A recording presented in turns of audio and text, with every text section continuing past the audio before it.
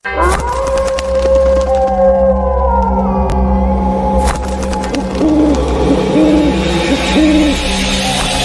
বন্ধুরা, আজ আমি আপনাদের জন্য আবারও একটি গল্প নিয়ে চলে এলাম।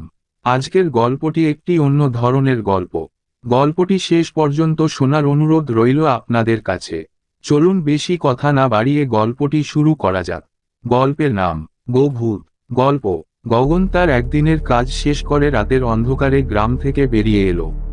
কিন্তু অদ্ভুত এক আওয়াজ তাকে থামিয়ে দেয়। সে বুঝতে পারে না কোথা থেকে আসছে সেই শব্দ। তার মনে হলো এটি একটি ভারী পদক্ষেপের আওয়াজ, যা তাকে যেন কোনো অজানা বিপদের দিকে নিয়ে যাচ্ছে। গগনের সঙ্গী কুকুরটি আচমকা কাঁপতে শুরু করলো। সে কুকুরটিকে শান্ত করতে চেষ্টা করছিল, কিন্তু কুকুরটির চোখে ভয়ের গভীরতা অনেক বেশি ছিল। তারপর হঠাৎ কোথা থেকে তার কানে ভেসে এলো এক অজানা অদ্ভুত শব্দ। সে তখন সেই অদ্ভুত শব্দের দিকে মনোযোগ দিল। গগন হঠাৎ দেখল অন্ধকারের মধ্যে একটি বিশাল গরু তার সামনে এসে দাঁড়িয়েছে। গরুর চোখ দুটি লাল আগুনের মতো জ্বলছিল গরুটির চোখগুলো। গগন অনুভব করল কিছু একটা খুবই অস্বাভাবিক ঘটনা ঘটতে চলেছে। তার হৃদস্পন্দন বেড়ে গেল। গরুটির চোখ দুটি লাল আগুনের মতো জ্বলছিল। তার পিঠে ভয়াবহ আগুনের এক ছায়া। গগন স্থির দাঁড়িয়ে রইল সেখানেই, যেন কোনো অদৃশ্য শক্তি তাকে আটকে রেখেছে। যতই গগন এগিয়ে যেতে তাই ছিল, ততই মনে হচ্ছিল গরুটির চোখ আরো লাল হয়ে উঠছে। ঠিক তখনই সে শুনতে পেল এক অদ্ভুত হাসির আওয়াজ। হাসিটির পিছনে যেন কোনো অদৃশ্য মহাশক্তি বিদ্যমান ছিল।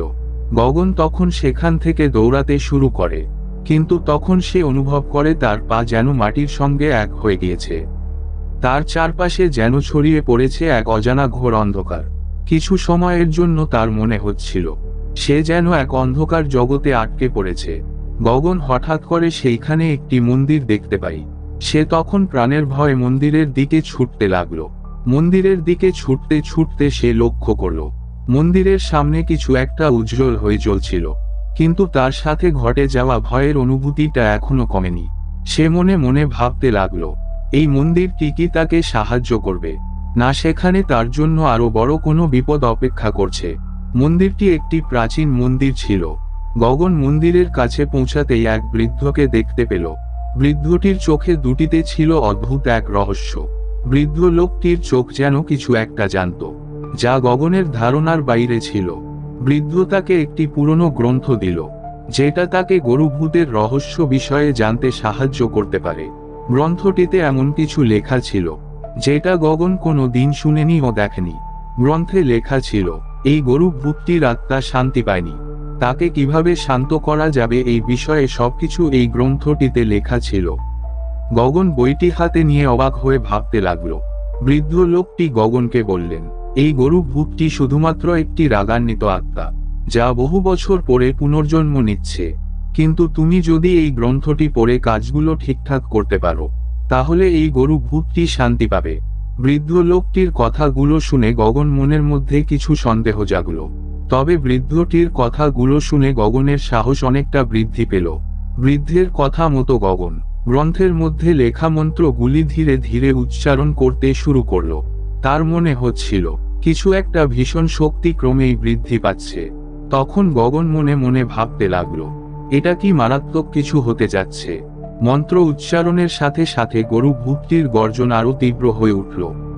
গগন জানত তার সামনে বড় পরীক্ষা অপেক্ষা করছে। অন্ধকারের গর্ভে তার মুখোমুখি দাঁড়িয়ে রয়েছে গরুভূত। গরুভূতটি যেন পৃথিবীর সমস্ত শক্তি নিজের মধ্যে ধারণ করছে। হঠাৎ করে গরুভূতটি গগনের দিকে এগিয়ে আসতে শুরু করেছে। গগন সেটা অনুভব করল। গ্রন্থের লেখা মন্ত্রগুলি যেন সেই অদৃশ্য শক্তি সারা শরীরে প্রবাহিত হচ্ছে। তখন গগনের বুকের ভেতর এক ভয়ঙ্কর অনুভূতি জাগ্রত হলো। গগন তখনও মন্ত্রগুলি উচ্চারণ করতে থাকল।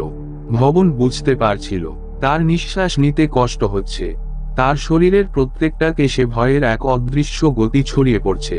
এটা যেন এক ভয়াবহ লড়াই, যেটা তার জীবনের সঙ্গে জড়িয়েছিল। হঠাৎ করে গরুভূতটির চোখের আগুনটা কমে যেতে শুরু করলো।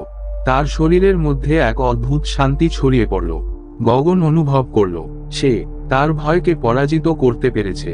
কিন্তু এই শান্তি কি দীর্ঘস্থায়ী হবে? তারপর তখনই সে অনুভব করল এই আত্মা কারো কোনো ক্ষতি করতে চায়নি, বরং মুক্তি চেয়েছিল।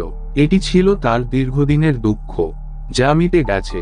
বৃদ্ধ এসে বললেন, তুমি এখন সফল, তুমি এই ভূতকে শান্ত করতে পেরেছ।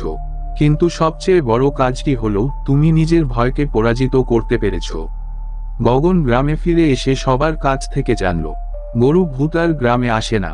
গ্রামবাসীরা তাকে সম্মান জানালো। গগন বুঝতে পারল, সত্যিকারের শান্তি তখন আসে যখন মানুষ নিজের ভয় এবং অতীতের দুঃখকে পরাজিত করতে সক্ষম হয়। এইভাবে গল্পটি অতিরিক্ত ভয় এবং রহস্যের মাধ্যমে গগনের অভ্যন্তরীণ যাত্রাকে তুলে ধরা হয়েছে, যা তাকে শুধু ভূত থেকে নয়, নিজের ভয় থেকেও মুক্তি দিয়েছে। বন্ধুরা, গল্পটা কেমন লাগলো তা কমেন্টে লিখে জানাবেন। আর আমার ভিডিও যদি আপনাদের ভালো লাগে তো ভিডিওতে একটি লাইক ও চ্যানেলটিকে সাবস্ক্রাইব করে দেবেন। আজকের মতো বিদায় বন্ধুরা, আবারও দেখা হবে নতুন কোনো গল্প ও টপিক নিয়ে।